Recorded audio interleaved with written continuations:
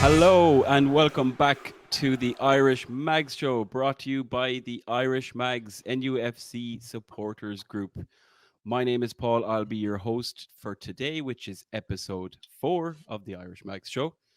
If you were watching on YouTube, you may notice that I'm wearing a lovely Christmas hat that says Bah Humbug, but that does not reflect the outlook for today. I'm going to try and be the Father Christmas of today's show, and that is a good thing because joining me are the two Christmas elves in their two Christmas jumpers.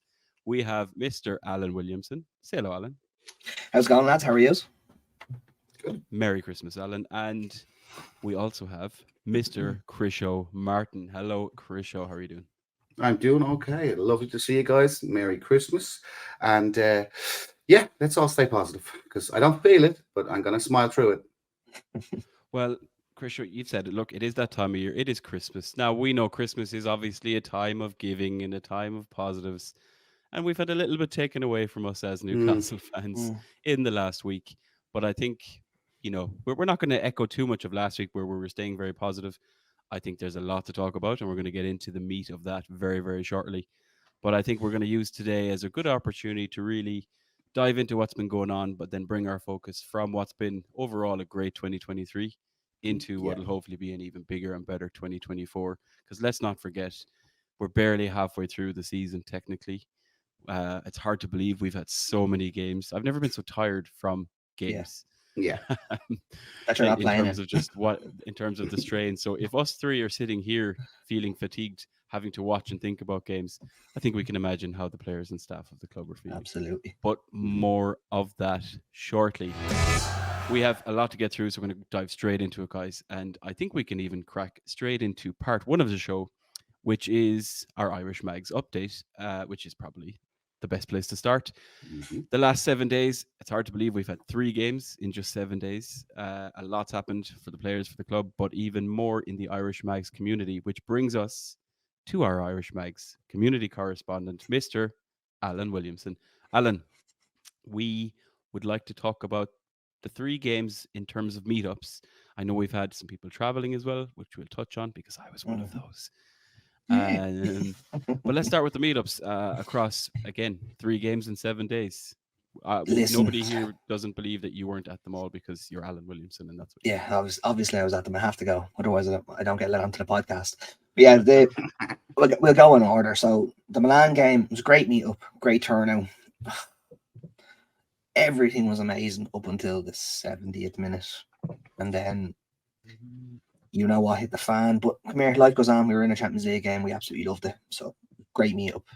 Everyone more than welcome to come again. Fulham.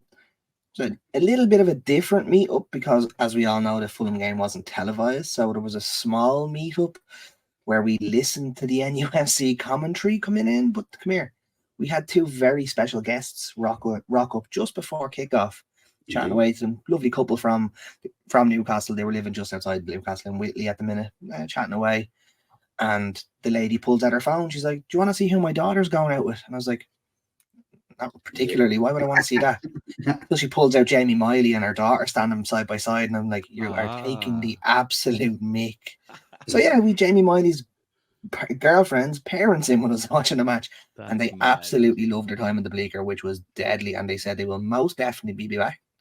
And they also said they'll try drag 2 certain lads with them next time, which would be absolutely unbelievable. But we won't hold our breath on that one.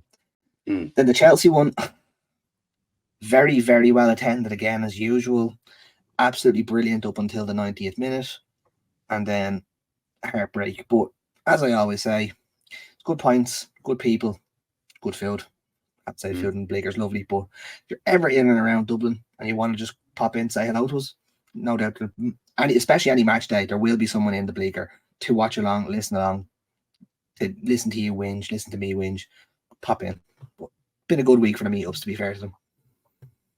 Great stuff. And look, I think imagine how we would especially when we have tricky results or what has sadly been crushing things at the end of games.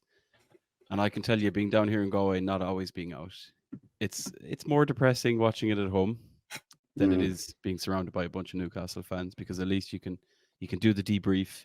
You can shoot the shit. You can have a bit of crack. You can be sad together. Of course. have a Yeah. couple of points if needed. Yes. So it's great to have those in place to help in the good times and the bad. And we do have some great positives, especially that Fulham game, but we'll come to that in a minute. I will actually touch base. I'm going to jump in on the Milan game because we like to talk a little bit about when we have Irish Mags traveling.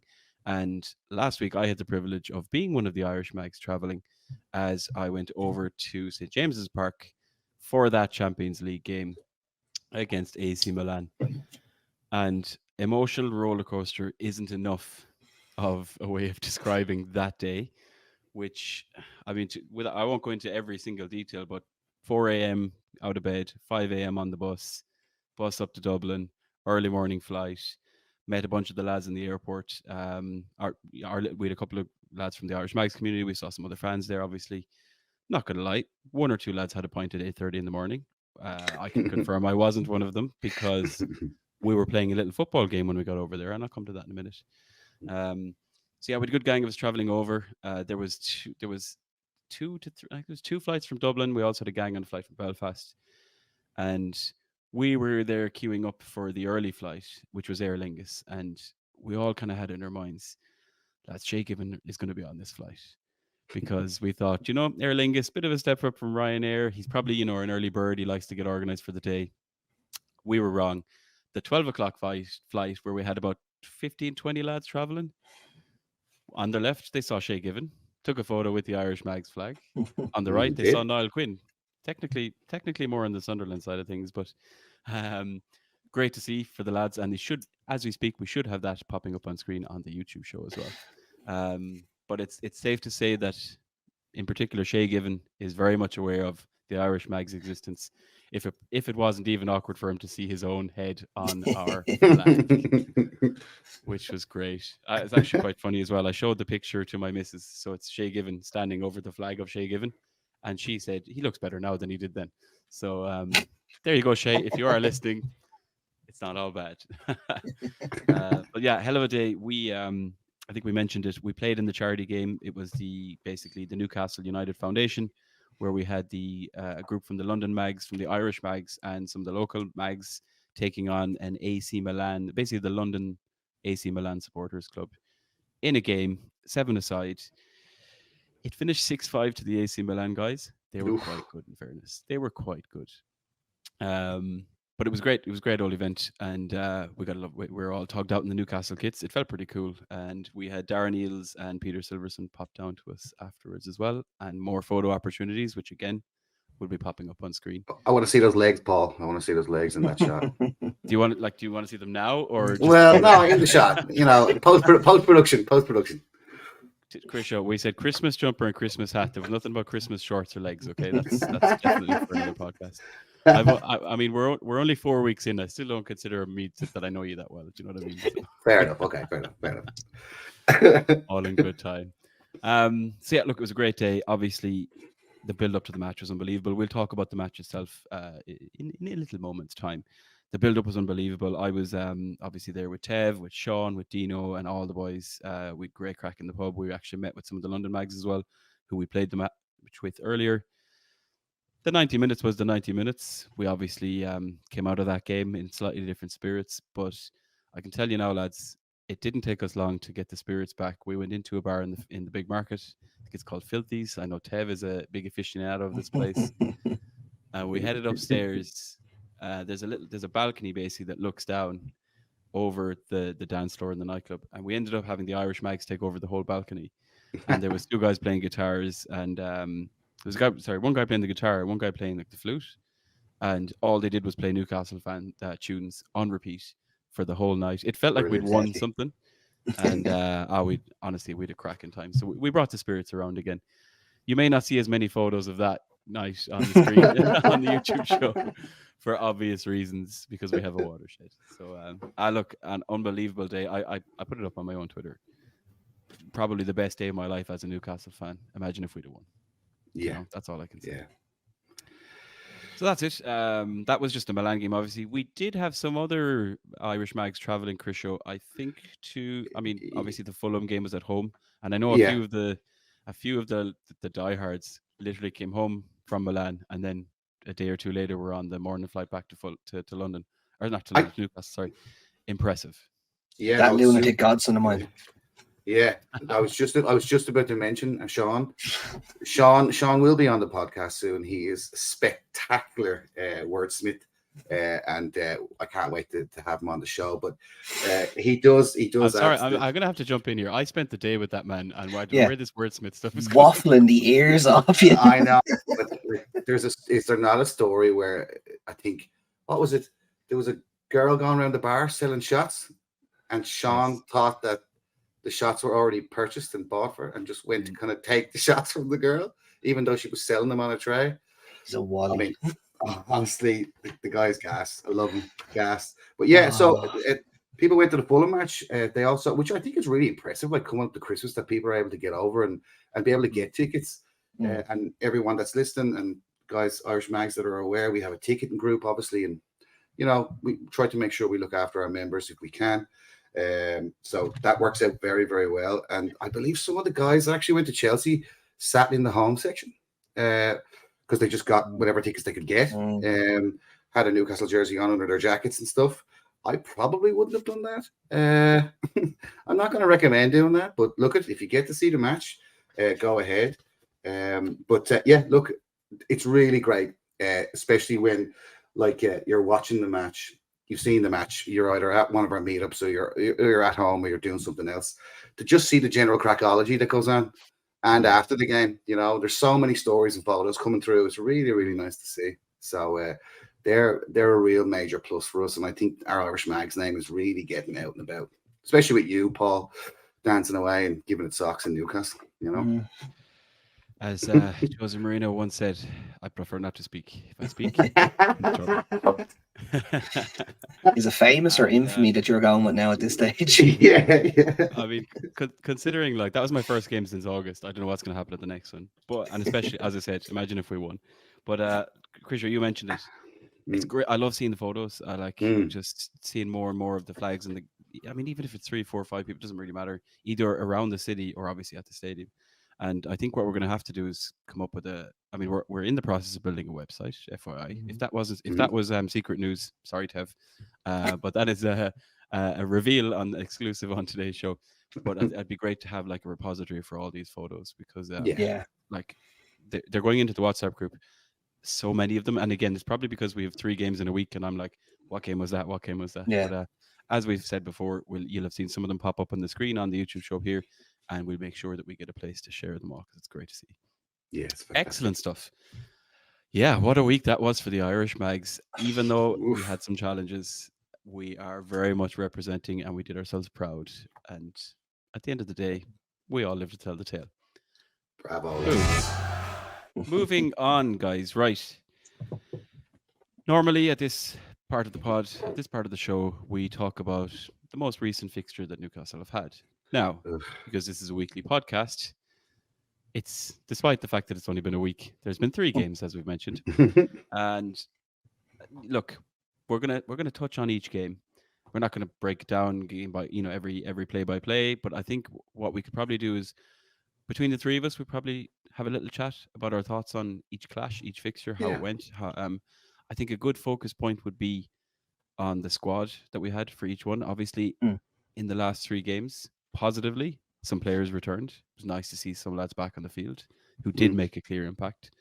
Also, some big moments for some of the players who were playing, and some great performances and goals scored. Unfortunately, also some more injuries to add to our stocking of injuries that is building up, unfortunately, as we come to Christmas. So I think where we'll start, Alan, and obviously I was at the Milan game, but I think what we might do is come to you, especially, I suppose, having watched on TV, having been at the meetup. I'd love to hear your perspective, because I think it's a slightly different experience of watching a game and experiencing a game, being there versus watching on TV. Tell us, I suppose, how that went for you, in particular. The squad we had out, the performance we had, the goal that was scored, and I suppose what your takeaways from it is where it starts. So the Milan game, for a neutral, I would imagine that was a cracking game of football. But unfortunately, none of us are neutrals, so it was absolutely deplorable in our eyes, because we lost.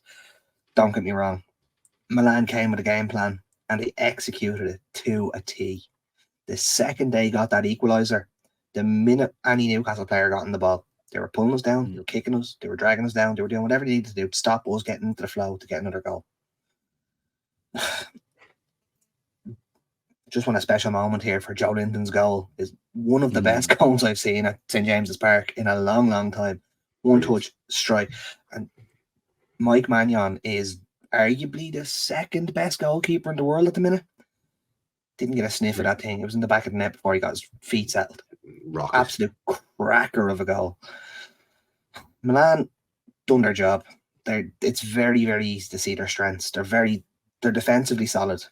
Tomori at the back is an absolute man mountain. Would whatever they want, pay it, get him in, because I absolutely love him at us, but it's not going to happen. And when they break so fast.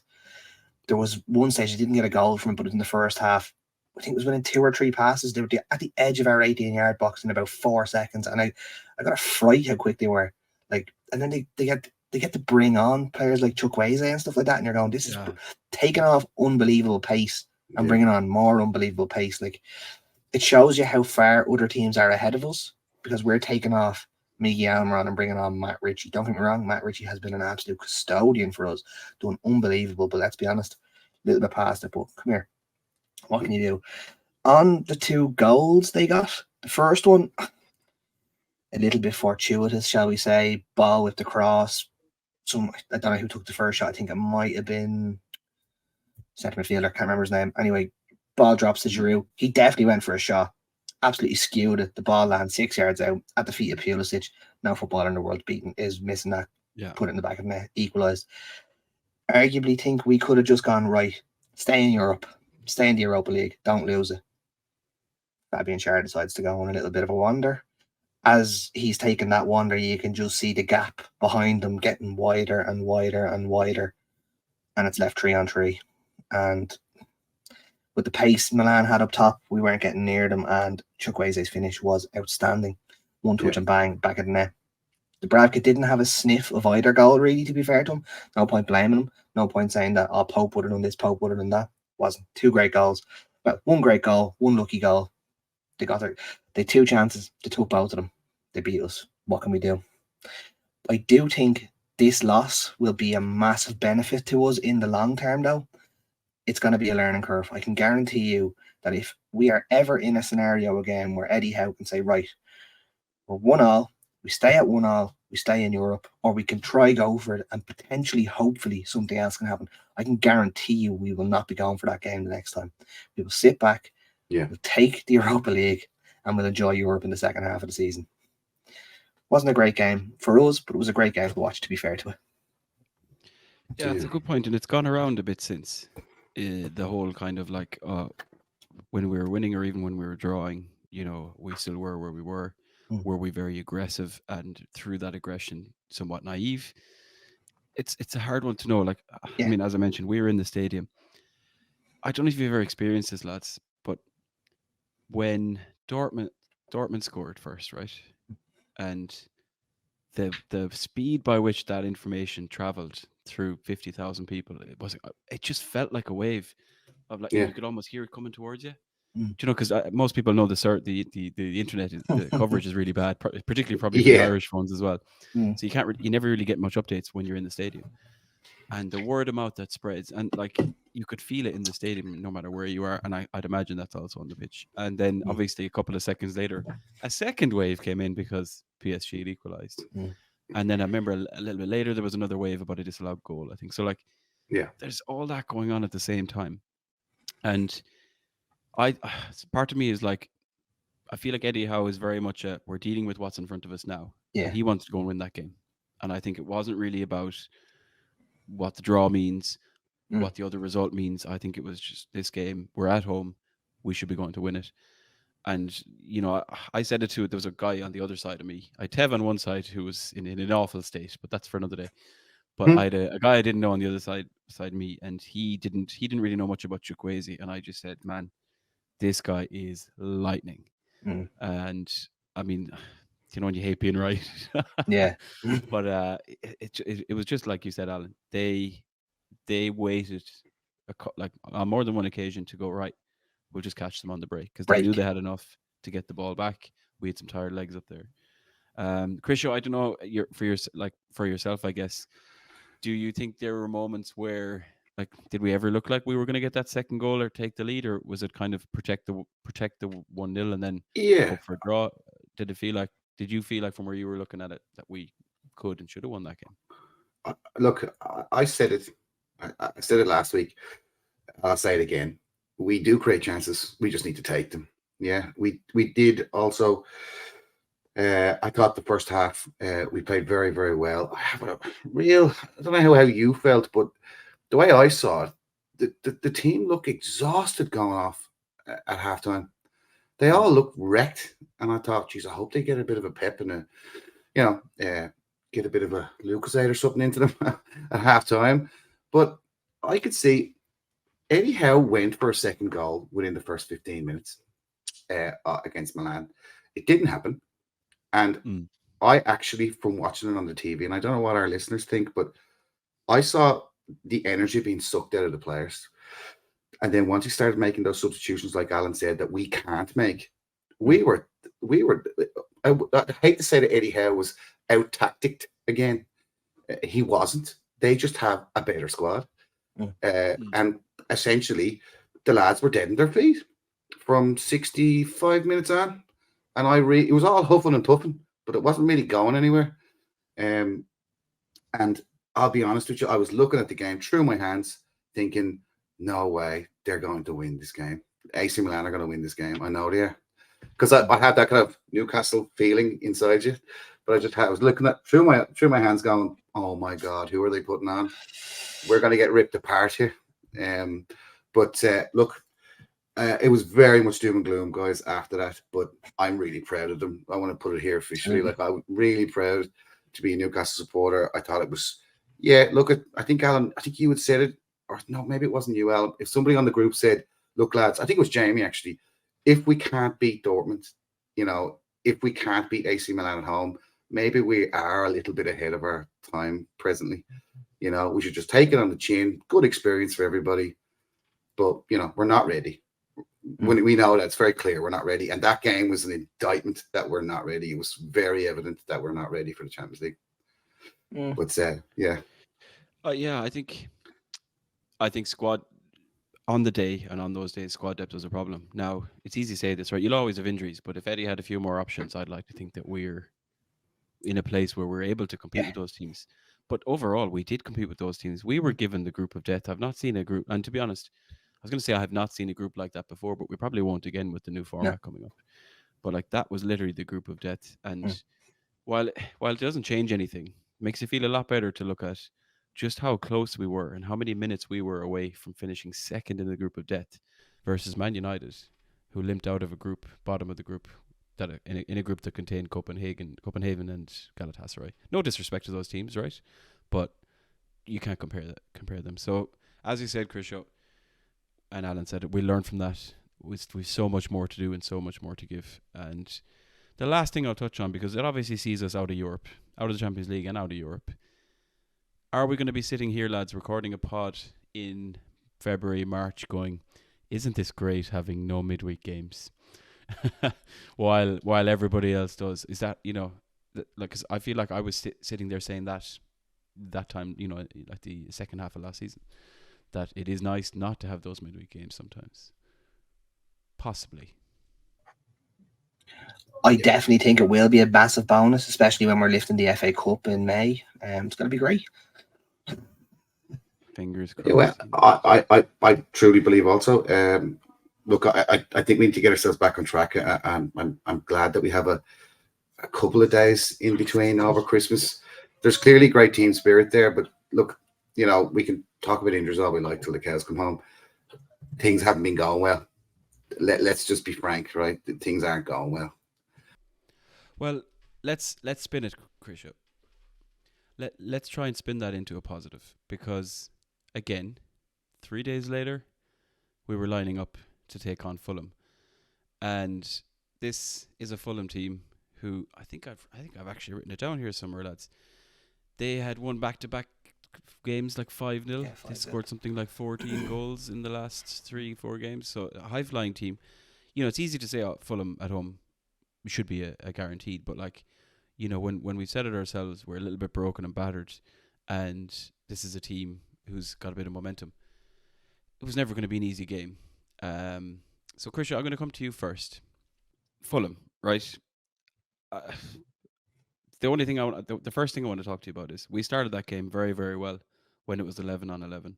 We'll talk about the red card in a moment, but I felt like something dropped for a little while when they got a man sent off. Was that just me?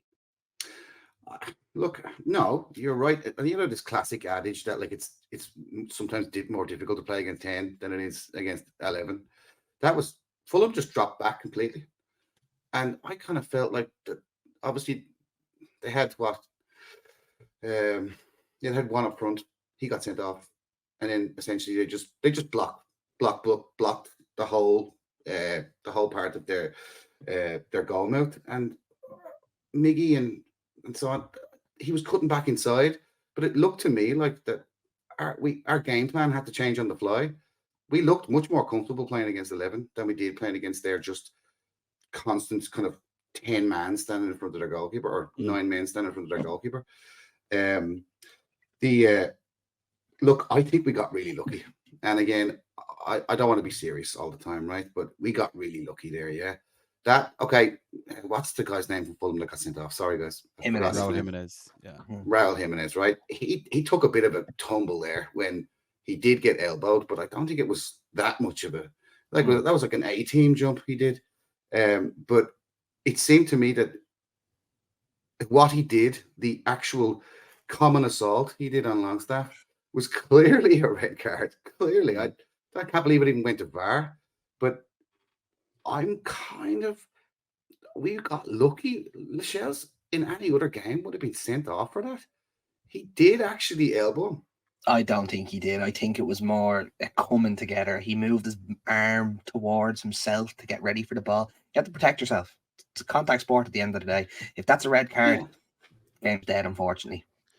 Yeah, it felt like it's one of those things where it's like the two of you are going for a ball and you're trying to get in front of each other, and you do that by kind of throwing the arm. And I think I don't think it's a straight elbow in the face. I think it's like a foot. Sorry, am I coming away from the mic? Like an upper arm kind of thing. Yeah. To the side of the face. Do you know what I mean? And I think that's what the ref has seen in real time.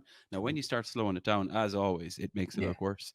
But I think the ref has seen that it's that kind of fight to get in front of a guy, and also like Lascelles is a big guy, so his elbow is usually going to be up beside most of our heads. Do you know what I mean? So I was okay with it. Even like obviously you start to watch it back and you're like you've seen them given, but I think the real time decision is what was right. Yeah. Which is pleasing to say the least. Yeah, I mean the slow-mo on Jimenez is can we call it a tackle?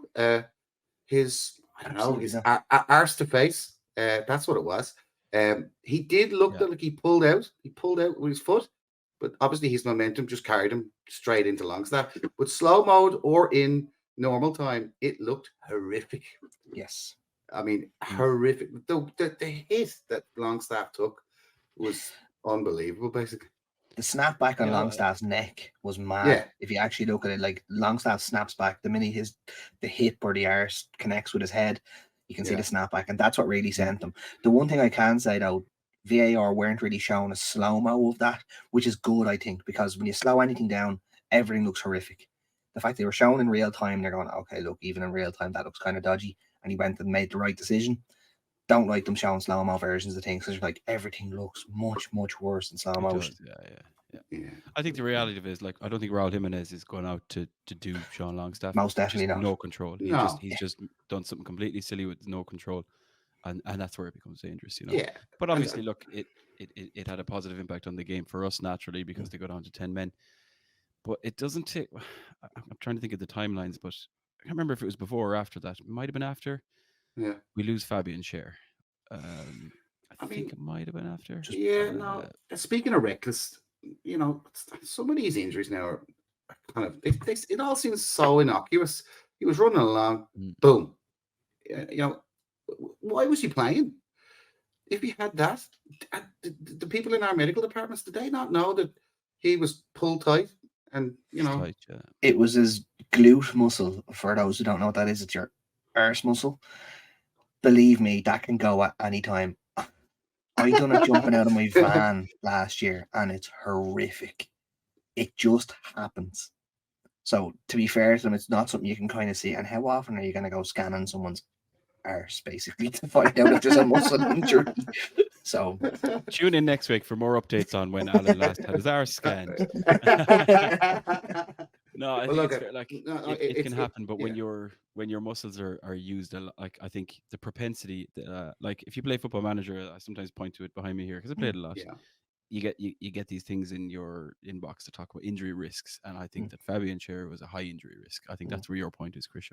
Wasn't wise for him to be there, and especially for a player who makes these surging runs, and therefore is inclined to be more stretched, longer strides.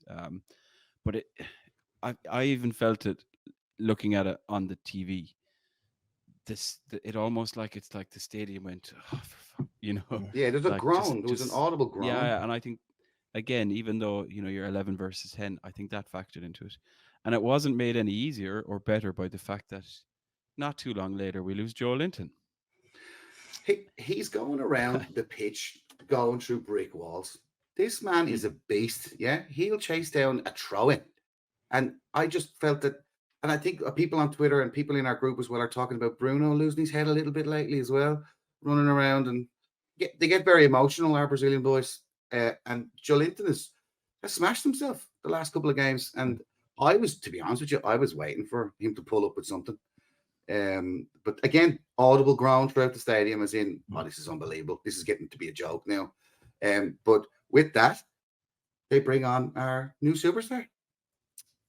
Who is the greatest midfielder in the world? Not hyperbolic at all. No, only because his brothers-in-laws hang out in our That's it. Very much so. It's a good segue because that's the standout moment. Do you know what? Possibly the highlight of the week in terms of the best positive moment of the week was Lewis Miley, age 17, scoring his first goal for the club, becoming the youngest Newcastle United player to not only play in the Premier League, but score in the Premier League. And also entering the top 10 Premier League youngest goal scorers list, which, for context, for the listeners, guys, if you don't know, this contains names like Wayne Rooney, Cesc Fabregas, Michael Owen, who's a big favorite of fans, but we won't go there. So he's among, let's call it, quite esteemed company. Yes, for he certainly is. Considering this guy is 17. And the one thing I want to say, lads, and I'll open it to the floor, it feels like a long time since we've had a really, really promising, exciting player come through our academy. We've had the Andy Carrolls, we've had Sean Longstaff, we've had Stephen Taylor. I'm just pulling them out of my head now. But you're looking at it and you're going, this is something special here that it's one of those once in a generation, potentially. Like, not to say that he's going to be one of the best players in the world, but once in a generation for our club. Yes. By a generation, I mean, in a 20-year spell, for example, or 30, whatever, that you see a player come along that looks as good as he does. And it's great to see. He certainly does look a level above anything we've produced in the last 15 years. Like, it's no competition, if you know what I mean. He walks onto the pitch as a 17-year-old kid. Like, at the end of the day, he's a kid. Doesn't look out of place. PSG, Chelsea, Liverpool, like it actually doesn't matter who you put him up against. He doesn't look out of place. He's bossed Enzo Fernandez a couple of times in league games. Didn't do too badly even last night when we were beaten. But come here, like, I think when he fills out and bulks up a little bit, they're talking about Jude Bellingham and Joe Bellingham. I think the third man in that England midfield in a couple of years, it's going to be the two Bellinghams and Miley, unless Jamie comes back from his ACL and he's even better than Joe. It's going to be Jude Bellingham and the two Mileys as the England midfield in a couple of years. Yeah, absolutely. Look, I looked up quite a lot of, obviously there's loads of videos now about why is Louis Miley good, where's this guy come from, what does he do in games. He's not only is he such a young lad and he has such composure, he essentially is playing in a very important role within the Newcastle squad, Newcastle team, sorry, when he does play or when he comes on. And like he did with Fulham, he just seems to glide around the place. Like they say, some people say he has a kind of a Chris Waddle gait. I don't see that, but he just glides, or he looks like an unconventional footballer, even though he clearly has a very, very intelligent football brain. He's able to use his left and right foot. He's tall, so hopefully he'll get in for a couple of headers when he gets a bit older. But he is exceptional. Essentially, if you saw the finish that he did, like I said last week or maybe the week before, he's like a young Gerrard. That finish was super technical, super tucked away. And look, lads, like I can't tell you what we talked about at the meetup with our special guest from Newcastle, but I think there's a new deal coming, and it's going to be tying him down for a considerable period of time. But that was the main positive of the Fulham match, apart from Miggy and BDB. Big Dan Burn getting a goal, which is always fantastic.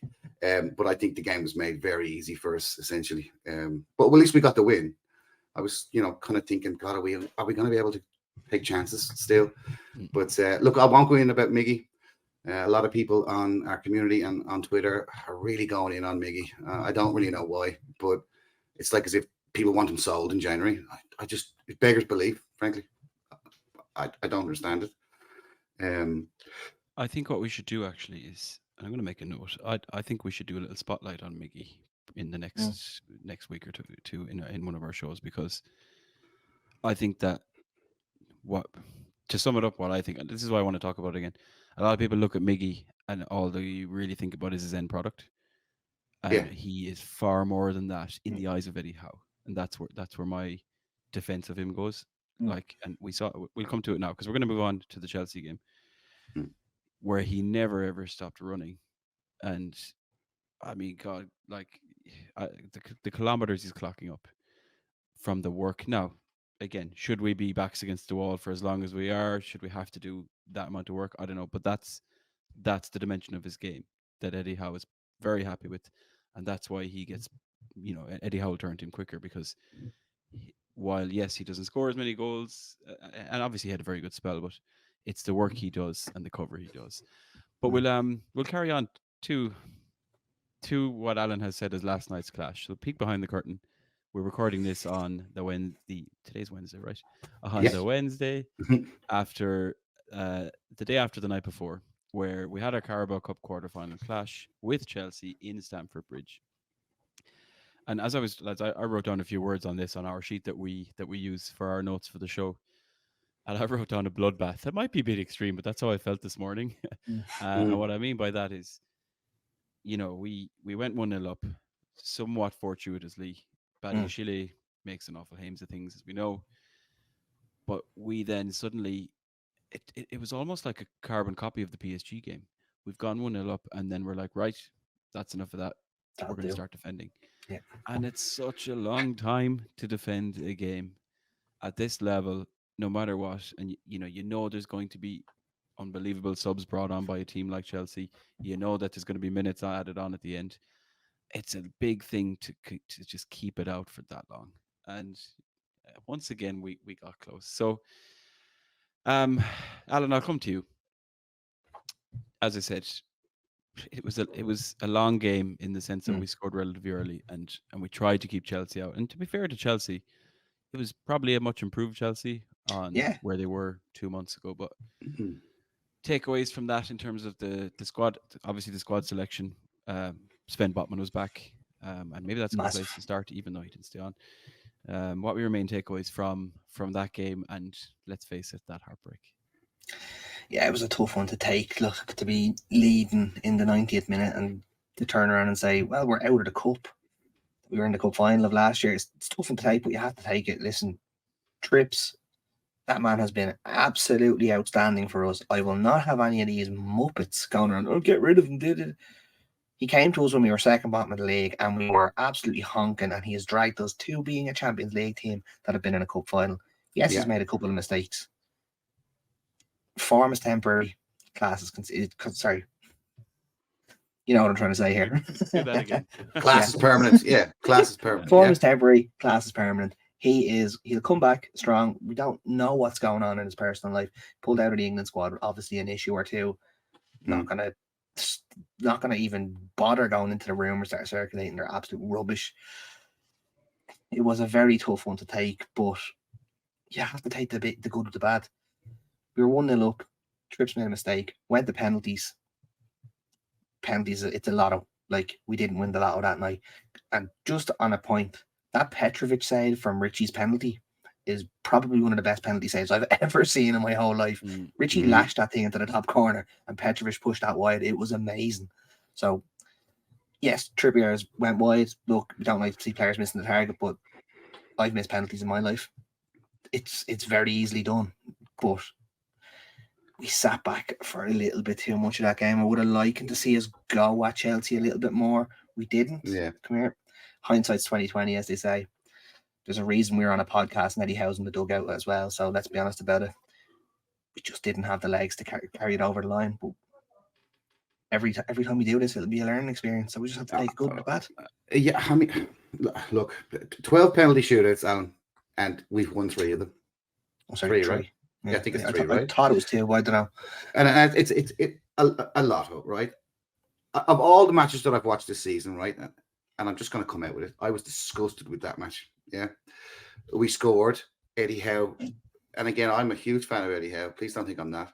But for some reason, they seemed quite comfortable to go, all right, well, we've got our lead. This is what we, now we'll pull back.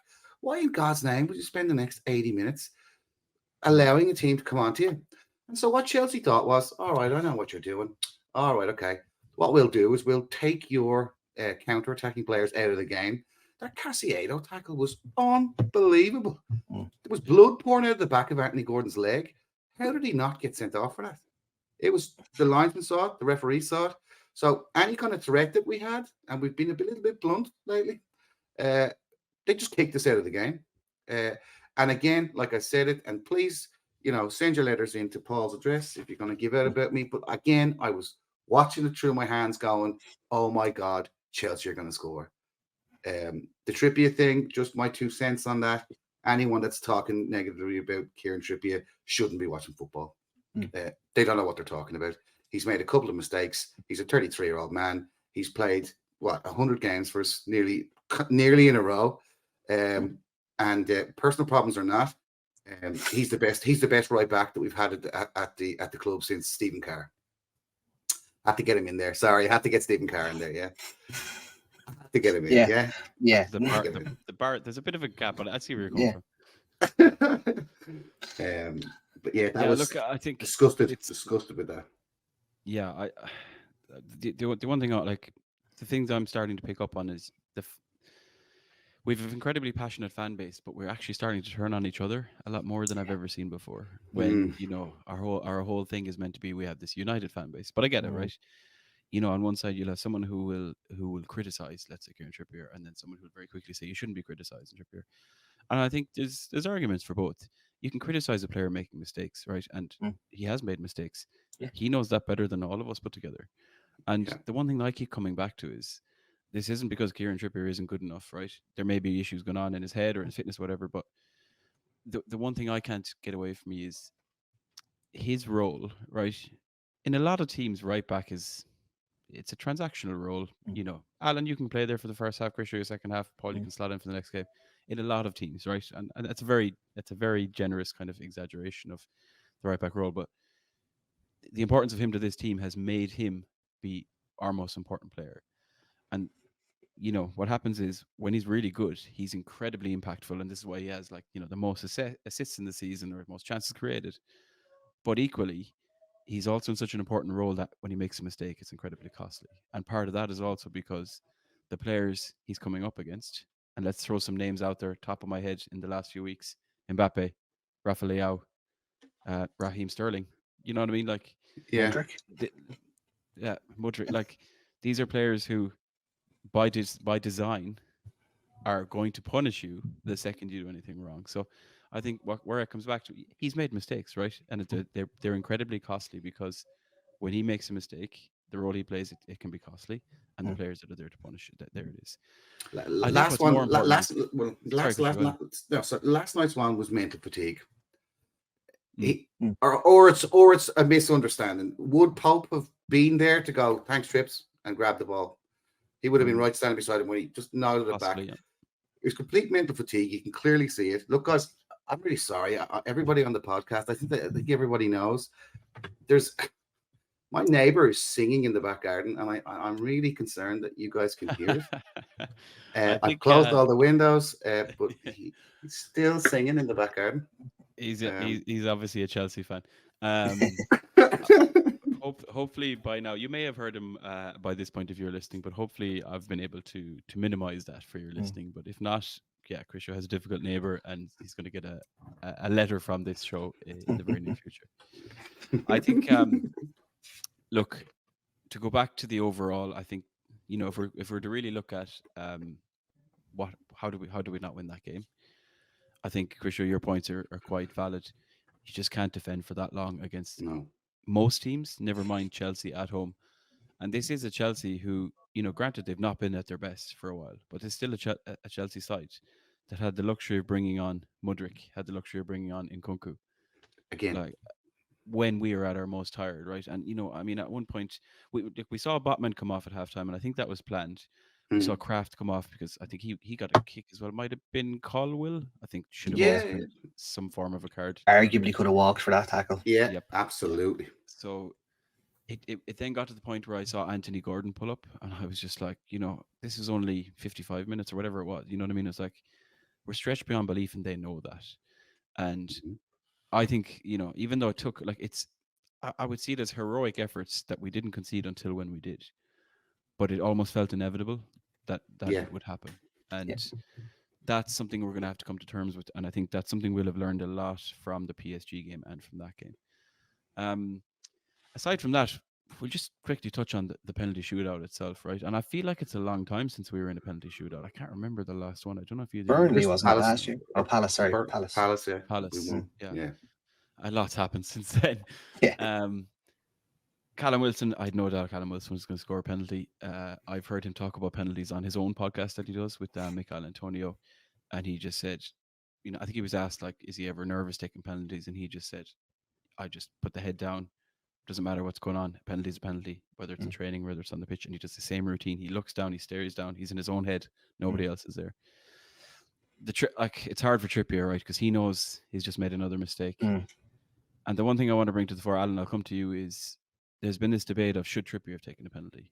And I think it was Taylor Payne from the Pod on the Tyne who tweeted out saying, you could say maybe he shouldn't have taken the penalty, but there's no way he was not going to take a penalty because he was never going to shy away from it. What I will say about penalties, I've been involved in penalty shootouts before.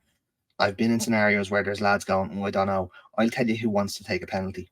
The lads who put their names forward for it. And I can guarantee you, Kieran Trippier said, give me that ball. He wanted to make amends for that. And that's the only way you can look at it. Didn't work. Come here, not the end of the world. I'm not going to hold it against him. Any person who's willing to step up and take a penalty in a penalty shootout has the stones to do it, so they're going to do it. So that's the way you have to look at it. Yeah, there's no real way of analysing the penalty shootout, really. I mean, again, sometimes, you saw what Holland brought on Tim Krul once, didn't they? Just for a penalty shootout. But, other than those kind of pieces of analysis, it really is just put the football down and try and score. I watched it agonizingly. I just thought, oh no, we're so exhausted. I mean, Bruno put his fingers like he's in like we'd won the penalty shootout, like give it socks. But I do understand he's just trying to G everybody up. But I'm just glad it's coming to the end of the year because, like you said, Paul, at the top, it's been a spectacular year for us all the way through the end of last season, summer stuff, and now the start of our season. Yeah, we're out of a couple of things, but we were in them. You have to be in them to be out of them, if you get me. So at least we were at those points. But the penalty shootout was absolutely excruciating, essentially. Excruciating. It's excruciating. It's just, and it's again, that they did so well to get us to go as far as it is, and it is excruciating to lose that way. But sorry, Chrish, you've summed it up well. You have to be there in order to get knocked out. Yeah. Yes, we're out of Europe. Yes, we're out of the Carabao Cup. Now we have the next 5 months and a bit to go and mount a serious run in the league, which at the end of the day is arguably the most important thing. Absolutely. And I, for one, can't wait, hopefully, for a moment where we've got a good old squad to choose from. The next section we'll talk about potential incomings, but a nice big healthy squad to choose from. I'm looking forward to seeing what this squad can do. Yeah. Absolutely. So we'll move on. Yeah. And our next section, spend a couple of minutes, guys. We've gone around I think there's been a few going around around the roundabout on certain transfer rumors. So we'll talk a little bit about news and transfer rumors, but largely it's relating to transfers, but not just players, which is interesting. Eyes emoji. So to move forward and look ahead, if we're thinking about January, which on the day of recording is 11 days from now, Alan, let's just, okay, we'll talk about the most pertinent one that just won't go away. Calvin Phillips. Yes. Yeah. Happening or not? Well, this day last week, it was 100% X, Y, and Z. It was nailed on January 1st to be walking through the door wearing a Newcastle jersey. In the last couple of days, it's been Juve have been inquiring. And in the last hour or so, I don't know whether you have noticed, but I've just gotten a message in on my phone to say Juve have officially entered talks with Man City about the loan signing of Calvin Phillips. So all the talk of us having it wrapped up was obviously Twitter talk or whatever you want to call it. So it's definitely not a done deal anyway. He just wants to play in a black and white kit, basically. Let's send him to Notts County or something. Okay. Well, yeah, I've got some good news off that, and you know, Go ahead, myself and Alan are ITKs. So listen to this: Isaac Hayden will rejoin Newcastle in January from Standard Liège. I'm cutting you off now. I'm cutting you off now because he did this with Jeff Hendrick. He did this with Jeff Hendrick 2 weeks ago, and we nearly had a flood of letters into the studio. So I have to. Isaac Hayden has a clause in his contract that he can re-sign for Newcastle. He could have Santa Claus in his contract. It's not happening. See, I just said it so Alan, we could set up that joke. Sorry, everybody. You do not have a clause in your contract that says you can re-sign for this podcast. I can tell you that. Walking a fine line. Okay, so Calvin Phillips remains up in the air. I think it's interesting to see what happens if he doesn't go to Newcastle, because that will reveal the truth of whether smoke screens, etc. Alan, other names going around. I want to throw 3 names at you, more of an attacking sense, because these have been kind of doing the rounds. One is Rafinha at Barcelona, one is Matthias Sule at Juventus, and one is Oscar Glauch of RB Salzburg. Anything you've been hearing about those? Well, I have looked into all 3 of them. The Rafinha one just screams agent talk, really. Now, don't get me wrong. If it turns out to be true, what a signing. He was unbelievable for Leeds. Hasn't really hit the ground all too well at Barcelona, but you don't go to Barcelona for being a bad footballer, let's be honest about it. But they will want a hefty price tag for him, considering they paid, I think it was 55 million for him last summer. They're not going to let him go on the cheap. This Matthias Sula kid, that screams a Dan Ashworth signing. I did do a bit of a deep dive, and when I say deep dive, a YouTube dive. He looks like a bit like a Julio Enciso, the Brighton little attacking midfielder. Oh, yeah. Looks a little bit like him. He plays for Juve, is on loan at Frosinone, whatever they're called in Italy. Yeah. He's played, I think it's 16 games, 6 goals, 2 assists. Doesn't sound great when you're thinking about it in the heel of the hunt. That is 33% of their goals this season.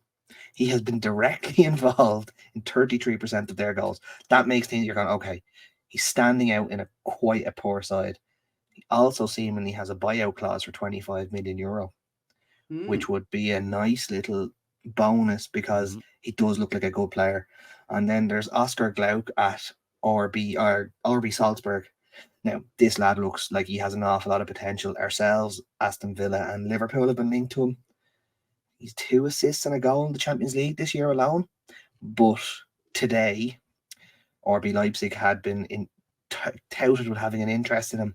And as we all know, Red Bull to Red Bull makes these deals a little bit easier, and they can then maximise their profit in 2 years when they sell him to probably us for 85 million quid after buying him for 15 million quid this year.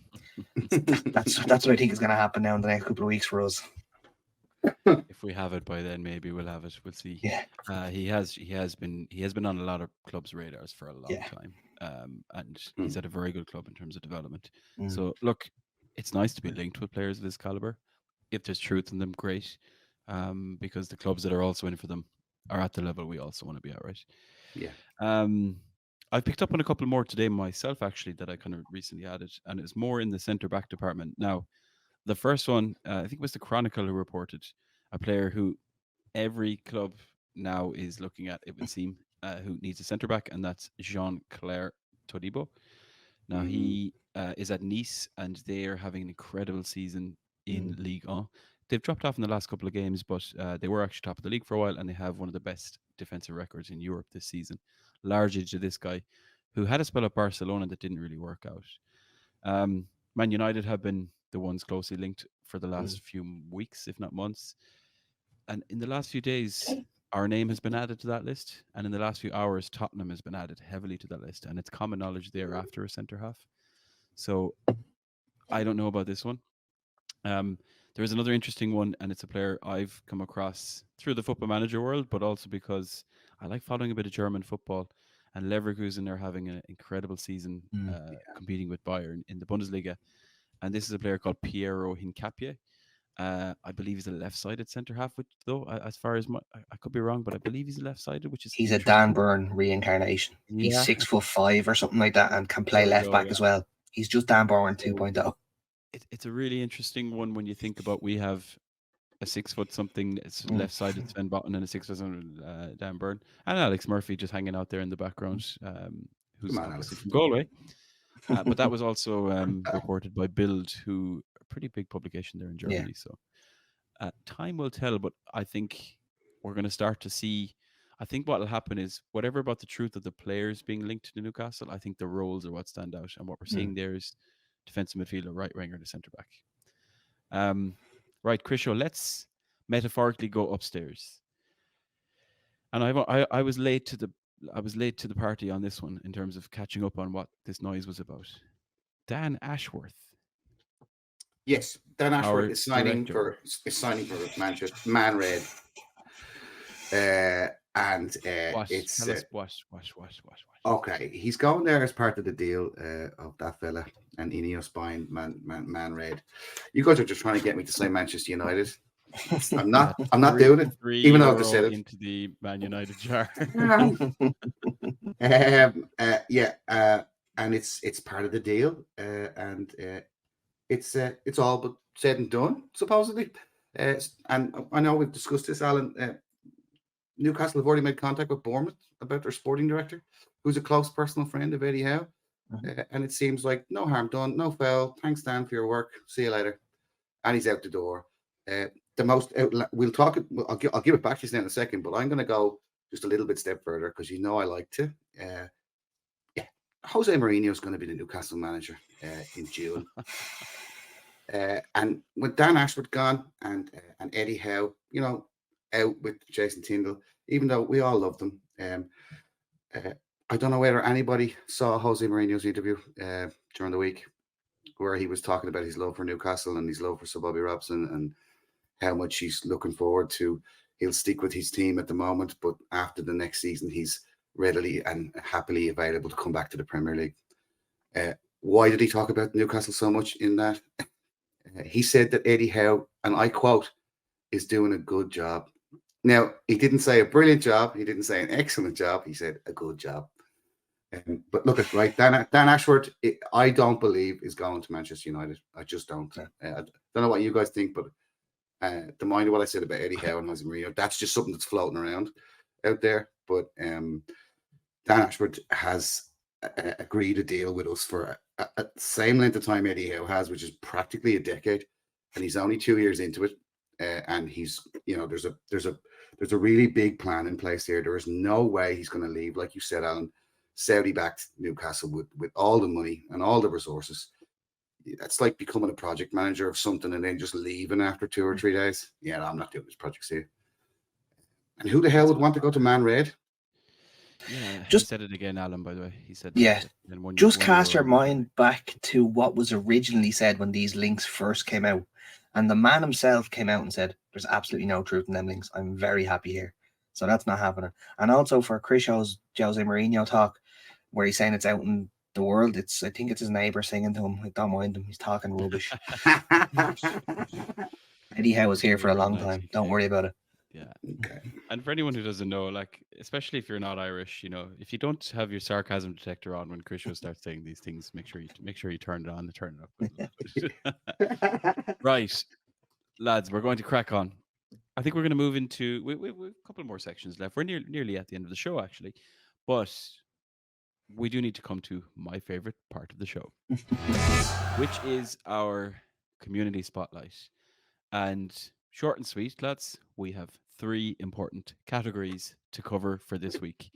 And we're going to start with Alan's crack of the week. So my crack of the week this week's going to be a little bit different. Obviously, I have to give 2 special mentions just to the lovely couple. Sorry, Jamie Miley's girlfriend's parents. Absolutely lovely. Met them. They were absolutely perfect. Whose names I cannot remember. That might have had something to do with the couple of bottles of apple juice I had when yourself. Yeah, I'm trying to remember too. Yeah. Second one is obviously the lads unfortunately getting beaten by the AC Milan supporters club, but we won't mention that too much. But my crack of the week is just the general meltdown, fickleness, and then acceptance of all Newcastle fans. It went from we want everybody gone to, or maybe it's not too bad, to, we're going to get 6 points in the next 2 Premier League games. You're going, it's been 15 minutes, lads. How are you managing to go through all them stages of grief in 15 minutes? So I just think it's hilarious how quick we run through all these things. So my crack of the week is actually going to be the entire Irish Mags going from bananas to we're getting 6 points in two games in the space of 15 minutes. It was brilliant. We wouldn't have you any other way, guys. And we love you all. Yeah, we do indeed. Super. I'm going to give you my highlight of the week. I was going to just say standing in St. James's Park with the Champions League music. But something happened before that I feel obliged to share. And completely unplanned. We played that match, Alan. As you alluded to, we lost to the AC Milan fans, who were a very good team. I was playing. I wouldn't be the fittest footballer at the moment. It's this kind of the summer when I last properly played, and obviously when you're going to lots of football games and so on, and it's Christmas, you're drinking lots of pints and so on. So by the end of the game, I was quite sweaty, to say the least, and I recently had my Christmas haircut, so there was nothing to soak up. It said sweat, so I was dripping sweat basically. And as I was walking along, I've just kind of wiped my forehead, which was very sweaty. And then as I've turned, there's a man in front of me. And that man was Darren Eales, the CEO of Newcastle United, who holds out his right hand to say, "Well done, thanks for playing." And I'm holding my right hand covered, and I mean covered in sweat. And I couldn't stop it from happening. It was too far gone. And I had to shake the man's hand and just look at him and I'd say, "I'm awful sorry." So Darren, I'm sure you're listening, Darren. I apologize once again. But fair play to them for coming down, and we got some great pictures with them as well. So it was a great event. And he may not invite me back to Newcastle ever again. There we have it. Chrish, we're coming to you for the moment of the week, and that is, of course, the bad take of the week. Oh, guys, you're not gonna like this. Okay, everybody, deep breaths. Yeah, you're not gonna. I love it. Yeah, I love delivering it. Kieran Trippier shouldn't play right back for Newcastle anymore. And wait. We have Tino Livramento in. We have Emil Kraft, and Trippier needs to be given a extended leave from the club for whatever he's going through.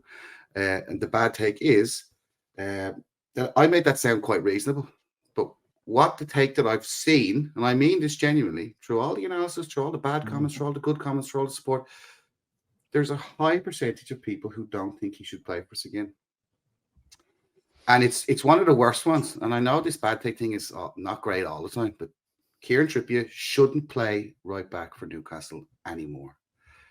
If anything, he should be a cover for left back. Tino Livramento should start against Sunderland, and then he should continue as the right back for Newcastle United. Done. Said. Done. This is difficult. I mean, the reason this is difficult because it's like this is very, very reactionary. The guy's had a couple of bad games in the last few weeks. And again, what's important to remember here is I mean, timing is never my thing, but like the mistakes he's made have all happened in less than the last 28 days, right? Yeah. Roughly, right? So if we were to rewind 28 days ago, we were coming to the end of November. Kieran Trippier is absolutely bossing our games, has the highest assists in the Premier League, most created chances. If you have him in your FBL, you're having an absolute laugh. How have we come to this, Alan? How has it come to this? I don't know. Because we're the most reactionary fans on planet Earth. That's how it's come to this. Mhm. It's Well, bananas. Only the way. good news is, on the day of the bad take that Chrish has just communicated to us, Kieran Trippier has won the Fans Player of the Year, ahead of the likes of Jude Bellingham, Erling Haaland, Mo Salah, Bukayo Saka, Harry Kane, you name it. Mhm. So I think that says enough. If It we're going does. to talk about logical thinking, it's there. And please remember, listeners, this is an overall bad take that I have plucked out of the Twitter sphere and Newcastle sphere. It is not my opinion. I think No. Kieran Trippier is one of the best right backs in the world. Okay. Now he said it.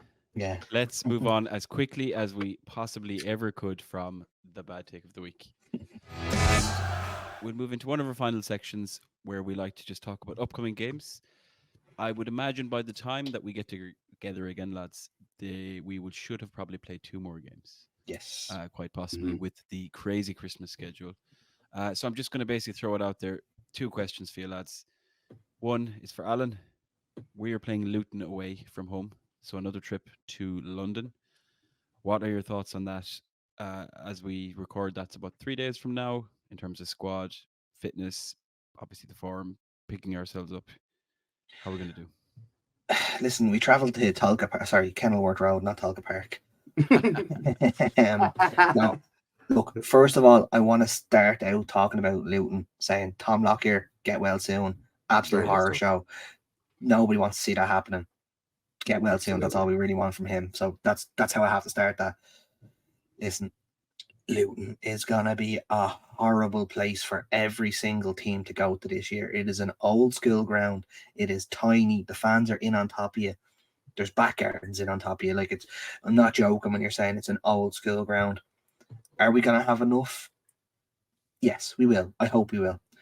Will we have players back from injury? I really don't know. Like, Alexander Isak was getting rested last Saturday to be okay for Wednesday and wasn't on the bench. So in Eddie Howe speak, a rest could mean he's had his leg amputated and we're never going to see him again. Like, it's just madness. Never know. And Luton are one of those teams. They're solid at the back. Like, they play a back 3. They play a back 5. Very, very difficult to break down. And it's not often we can say Luton have a player that is quicker than Anthony Gordon.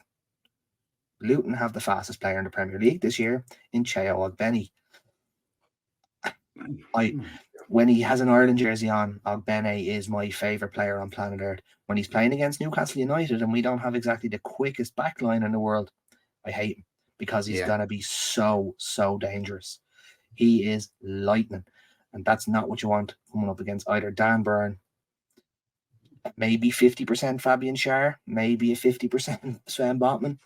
Yeah. They are going to have stuff that will cause us problems. They will have players that will cause us problems. I do think we will have enough to get by it. I'm going to say we're going to win 2-1. So that's what I'm going with. Fair enough. I agree. I think that this is an opportunity to put an awful lot of stuff behind us because we've obviously had the PSG disappointment, right? Then we had a couple of bad runs in the league. Then we had the AC Milan disappointment, right? Now we've had the Chelsea disappointment. Like, keep picking yourself up, keep picking yourself up. But there's a lot less ahead in terms of, like, we pick ourselves up against AC Milan, but no, we know we didn't have to play Chelsea. Like, this is like, right, we pick ourselves up so that we can continue ahead without knowing there's another giant behemoth mammoth ask in the Champions League or in a quarterfinal and so on. So I agree. I think I hadn't really thought too much of it, but I probably would go with I think 2-1 is fair, Alan. I think we have changes in defence that I don't think we're going to see a back 4 play 90 minutes because we have to keep changing. And I think that's what would the reason be. Krisho, quick prediction for Luton, and then I'm going to ask you about Nottingham Yeah. Forest. I love Newcastle. Everybody knows this. Luton are going to beat us 2-0. Oh my God. Oh, for God's sake. And again, I know it's the Christmas episode, and you want me to keep it all happy, but you know, it's going to be and I love you guys. Don't look at me like that. Yeah, it's going to be a car crash of a game. Yeah, they're going to kick us off the park. Yeah, and the crowd are going to get right up on top of us. Are you doing your sarcasm thing again, or is this actually your opinion? No, it's actually my opinion. I'm really sorry that it is, but it is actually my opinion. I think we're going to get beaten at Luton, and I think it's going to be kind of ugly, an ugly win for them. I just hope that we come through without loads of serious injuries. Sorry, everybody. Sorry to all the listeners. None of you will be able to see this, listeners, but Alan has just written in our little private chat, "Get him gone," and he's referring to each other. And if you agree with this sentiment, please be sure to use the hashtag #GetHimGone, either on our Twitter or on Instagram, on the TikTok, or of course in the comments below on YouTube. There you go, Krisho. Thanks, we guys. Started a campaign to get you out. First it was find my gloves, and now it's get me gone. It's only episode 4. Right, Krisho, I'm just going to ask you one last question about Forest. And the reason I want to ask about it now is because they've just sacked Steve Cooper and hired Nuno Espirito Santo. Is that something for us to take advantage of, or is that something to worry about? Okay, well, I'm going to redeem myself, hopefully, yeah. We're going to smash Nottingham Forest, yeah. It's going to be 4 or 5-0. They can get Jesus H. Christ to manage them, yeah. It doesn't matter, yeah. They're not very good. Their only real saving grace, bloody hell, was Steve Cooper. He's an excellent manager, excellent coach, yeah. I'm trying to think of some of their players, but I can't because they're not very I can't really remember any of them. There's nothing about them. Gibbs White, maybe once every 10 games he does something. He's a danger man, yeah. Yeah, he's a bit of a danger man, but everybody here and the listeners, we are going to smash Nottingham Forest. It's going to be a proper St. Stephen's Day or Boxing Day if you're listening in the UK. It's going to be a massacre. It's going to be like 5-6-0 to Newcastle. There you go. I'm going to say 3-0, Alan. I'm going to say 2-0.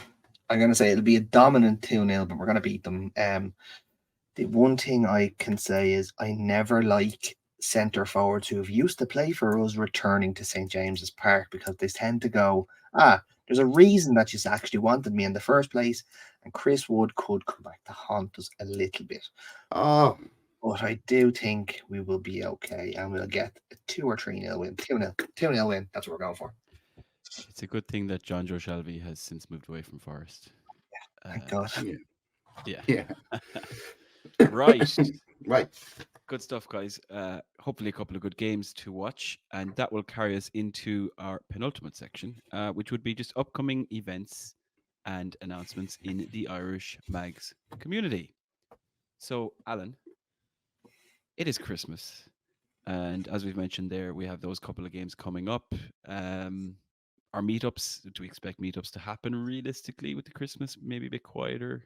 It's a little bit difficult. I've been warned that if I go into the Bleaker on Stevens' Day, I will be shot.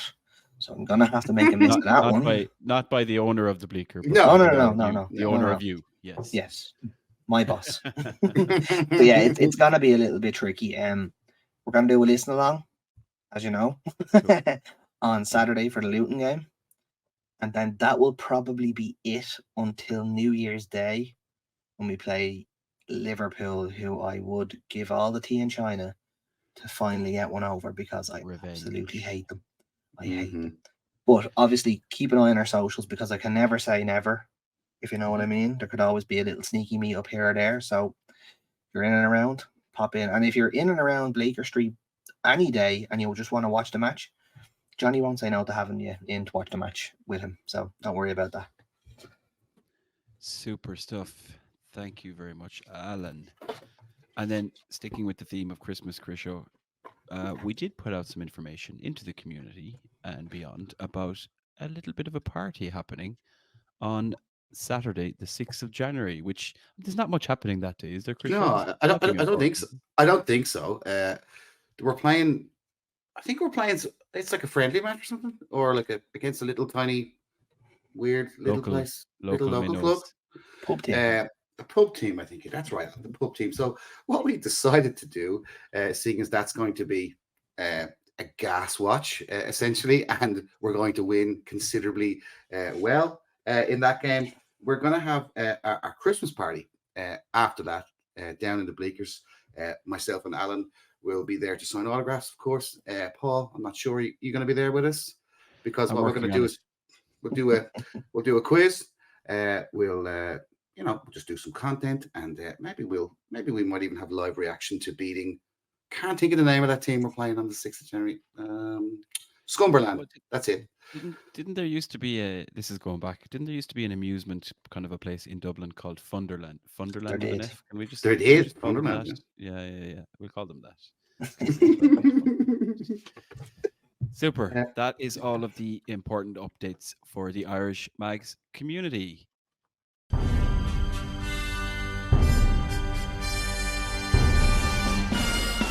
And finally, guys, we've probably gone over our usual schedule time, maybe just a little bit, even though we did have to pause at one point because Chrish's neighbour we thought was trying to climb in his window.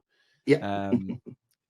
But because it's Christmas, and to give our listeners a little bit of extra, if they want to divide up the pod and keep some for later while they're sitting down having a beer over Christmas, this might be a good time to do so, because we're going to do a little bit of a Christmas themed Magstermind.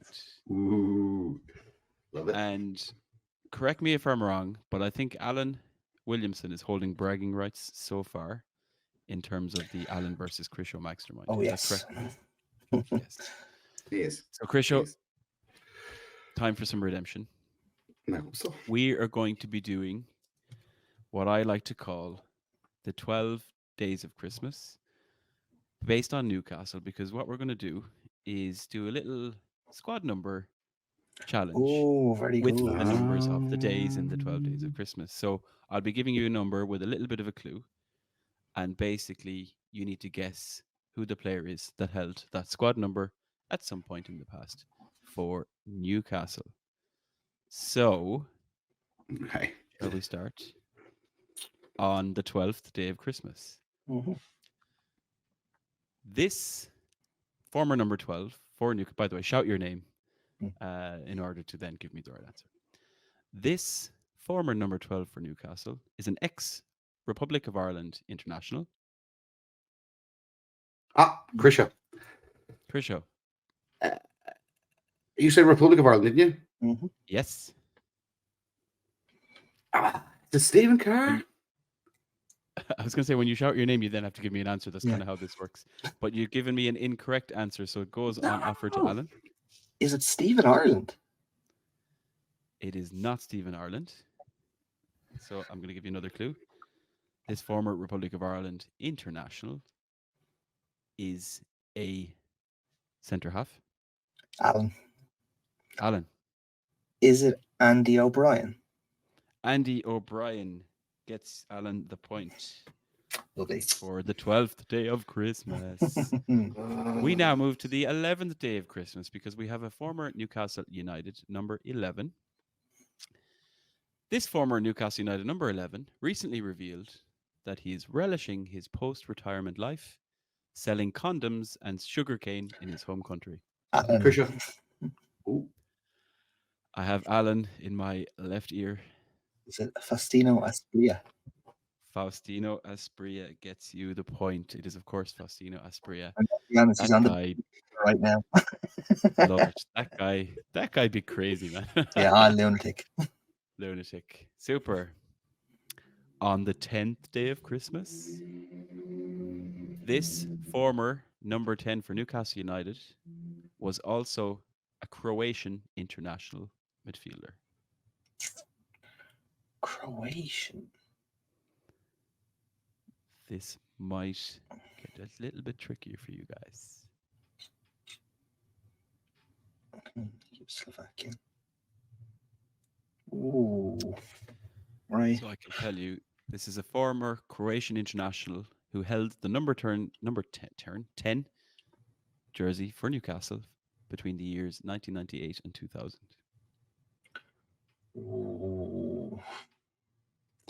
Oh, I have the name. I have the name in my head, but I can't say it because I don't know. Can we get it out in the open? Yeah. So this is a player who made 19 appearances for Croatia and joined Newcastle, as I said, in the year 1999, I think it was. 98-99 season. From which club? He joined from Dinamo Zagreb. That doesn't help at all. I know the minute you're going to tell us this, it's going to be the most obvious answer in the world, and there's people screaming at their radios or whatever to listen to this on. I'm not going to say. I don't know if it's crazy obvious. Now, I remember when we signed this player, maybe showing my age, bit of hype around him, but probably didn't materialize.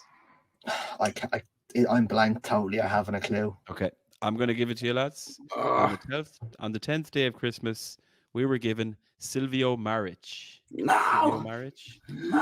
Yeah. Yes. Well done to any listeners who were shouting that at their devices and radios and all of those things. Very good. On the 9th day of Christmas, this former Newcastle United number 9 was the director of football at Queen's Park Rangers until the summer of 2000. Alan. Les Ferdinand. Les Ferdinand is correct. Well done. Wow. Number 9 in the 95-96 season until he reluctantly had to give it over to one Alan Shearer. Not Alan Williamson. No. Only me dreams. On the 8th day of Christmas, this former Newcastle United number 8 is a former World Cup winner.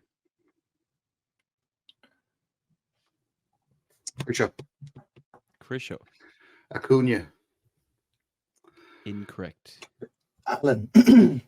Is it Stefan Guvarch? Stefan Guvarch, who held the number 8 jersey for Newcastle from the 1998-99 season after he won the World Cup with France in 1998. Well done. Thank you. Another point for Alan. Well done, Alan. Well done, Alan. Chrishmas glider for you, he says, through gritted teeth. Next up, on the 7th day of Christmas, this former Newcastle United number 7 won the PFA Young Player of the Year award in the 2002-2003 season. Yeah. Chrish-mas. Jermaine Jenas. Yes. Jermaine Jenas is correct. Gets Chrish-mas a point on the board. Come on. On the 6th day of Christmas, this former Newcastle United number 6 is currently the manager of MK Dons. Alan. It's Alan. The man with my namesake, Iron Mike Williamson. Your brother from another mother. It is, of course, Mike. I used to go around telling people, he's not related to me, I promise you. Held the number 6 jersey from 2009-10 to 15-16. Dang. Number 5. On the 5th day of Christmas, this former Newcastle United number 5 joined Newcastle in the 2005-2006 season from Inter Milan. Alan. Oh, no, Alan. I think I might be wrong here. David Rosenhall? No. That is incorrect. Goes on offer to Chrish-mas. Any more hints? He doesn't ask for much, Alan, does he? No. It's not. This isn't right. I'm just going to say it anyway. Davide Santon. Incorrect. Right, I'm going to throw you another clue. Because it is the 5th day of Christmas. This is a midfielder who signed from Inter Milan to Newcastle United in the 2005-2006 season. Oh, was he number 5? Alan. Emre Belözoğlu. Yes, it bloody was. Emre. I mean, the pronunciation is sketchy at best for the surname from all of us. So we're going to go with Emre, and that is the correct answer. That was our number 5 from 2005-06 to 07-08. Chrish-mas, he's slightly ahead, but I can tell you, if you get all of the remaining answers correct, you may tie it because I'm feeling generous. On the 4th day of Christmas, we were given a number 4 who had previously won 6 Premier League titles. Alan, Oh my God. Nicky He's Butt. fast. Nicky Butt. 2004 to 2006, the Newcastle United number 4. Do you remember his You gotta bicy get he up early. scored? Catch Alan. He scored a bicy against Birmingham, I think, and it was unbelievable. As he does, man, as he does. I'm nowhere near here. I need to get On the closer to the third day of microphone. Christmas, on the third day of Christmas, we were given a number 3 who had previously won 2 Serie A titles before joining. Chrish-mas. Chrish-mas. Davide Santon. There it is. He's already tried it once. Get in there. Come on. Davide Santon is, of course, correct and well done. Excellent. Nice. That was the third day of Christmas. And on the second day of Christmas, my true love sent to me a number 2 who at the time became the most expensive defender in English Chrish-mas. football. Yeah. Chrish-mas. Fabrizio Colaccini. No. Incorrect. Alan. Warren Barton, centre Barton. Warren Barton. No relation of Joy, we hope, is the correct answer when he joined for, I think it was 5 million from Wimbledon back. Yeah, in from Wimbledon. Yeah, 1995. from the Crazy Gang. Crazy Gang, indeed. And finally, on the first day of Christmas, Chrish-mas. should I have done these the other way around? It's a bit late. Chrish-mas. Shay Given. Incorrect. Damn.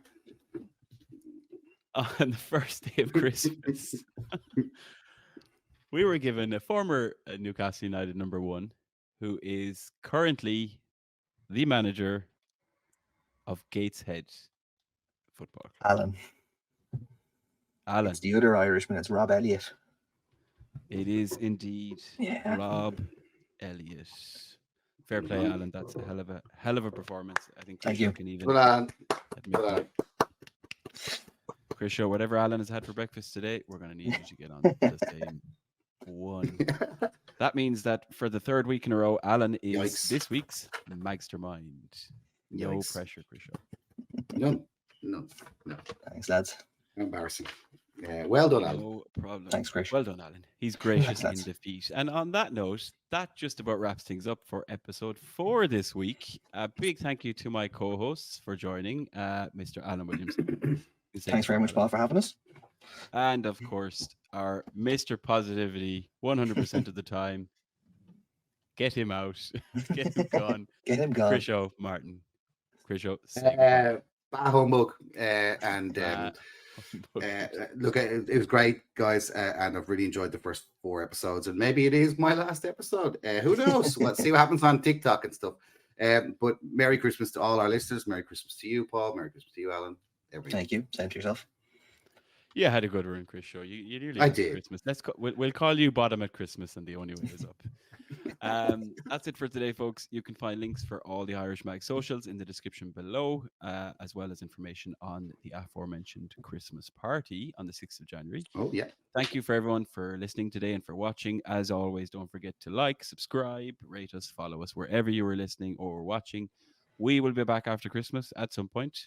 Hangover is dependent for episode 5 of the Irish Mag Show. So for now, all we can say is thank you for listening so far. We wish you all a very Merry Christmas, a very Happy New Year.